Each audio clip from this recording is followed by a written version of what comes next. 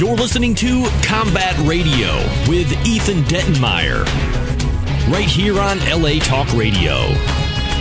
Hi, this is Ethan with Combat Radio. We're standing on Radford Avenue, right up the street from CBS Radford, where we are looking at a haunted overpass right at the CBS in the 101. And I'm actually with paranormal expert and our resident paranormal expert, I guess, Marcus Lindsay. How are you, Marcus? Good, thank you.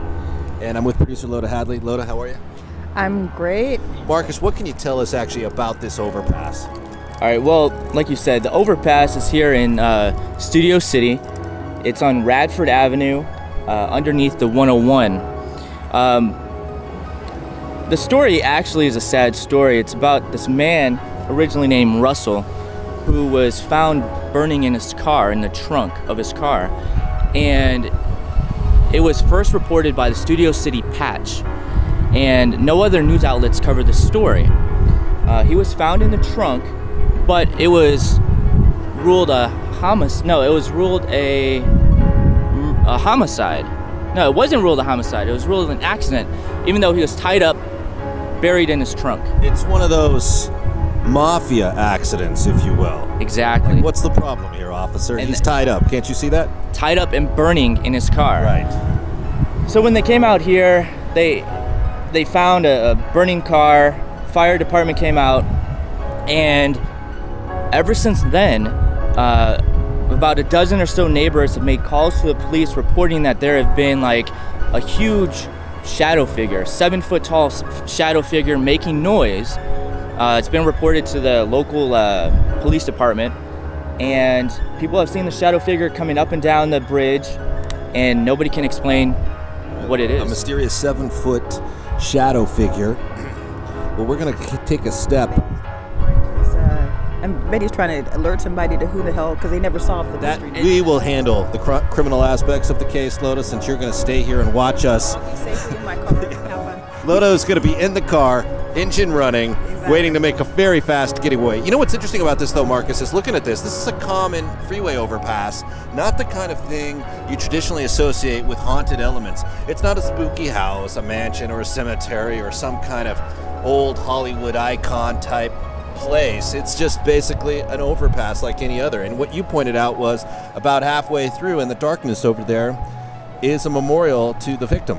And the crazy thing about that being a memorial there is, like I said, nobody reported that he's missing, he has family members, but yet there's always a candle there, or there's always something there. So somebody somewhere is memorializing his loss. But nobody talks about it. Right. Here we go. Now, you said, Marcus, you've investigated this. Yeah, we investigated in 2011, and we investigated at night. I don't know if you can hear right now, but you do hear cars going over the overpass, and it's windy out here. And just because we're outside, you pick up a lot of ambient noise out here. So to investigate, we needed a digital recorder. We had all these things to capture sound, but we couldn't do that just because it's out here, it's outside. Right. So we had to rely on video, and we had to try to recreate the shadow. So we took a car, drove up and down. We tried to recreate what people were seeing. Right. We draw a possible real conclusion. Correct. And we kind of did, but it was never that 7-foot shadow. It was basically a car shadow passing by the overpass bridge. Let me just actually paint a visual here. It is an old overpass. It's had some work done to it. In fact, some of the ceiling seems to be coming down about halfway through. It's a big, what would you say, maybe 8 lanes up there. It's a long overpass. It gets a little dark in parts, and I can actually see the memorial that we're going to walk up and check out. So what can you, all right, so let's go for it. You can actually see too in the pavement, I don't know where it is, but in the pavement, they had a burn. I don't know if they fixed it already, but it was burned out. Is that it? That could be. That looks about like the size of a car length, and it definitely looks like some damage has been done there. It is almost the shape of a car. Yeah. When did this accident happen? If it was in fact an accident. I think this happened in 2010. So it's a couple years old. Yeah, a couple years old. Yeah, in 2010. All right. Well, as it stands right now, I don't see a shadow, but that's obviously not conclusive. Now, does anything stick out to you, Marcus, being our resident expert about the surroundings? Anything? I mean, it looks like any normal underpass you would find anywhere in America.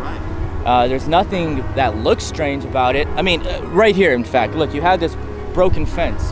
Yeah. So theoretically, I mean, it could have been a homeless person jumping over the fence with his bottles, right? And that's making the noise, and he disappears over the fence. It could have been a car going underneath the overpass. I mean, the underpass, you know, and people seeing shadows. But nobody really knows for sure, and that's the mystery about the underpass bridge. Yeah, and what we should point out is part of your approach is to find any possible logical conclusions for what's being reported. You're not one of these instant guru, it's haunted. You need to find evidence of it and make sure that what is there is no explanation for it, because you yourself actually said that there's no way of knowing. None of us know. People can assume that it's paranormal. People can assume that it's him trying to communicate with somebody, or there could be a logical explanation what's causing this, but nobody knows for sure, and that's what makes this a great mystery.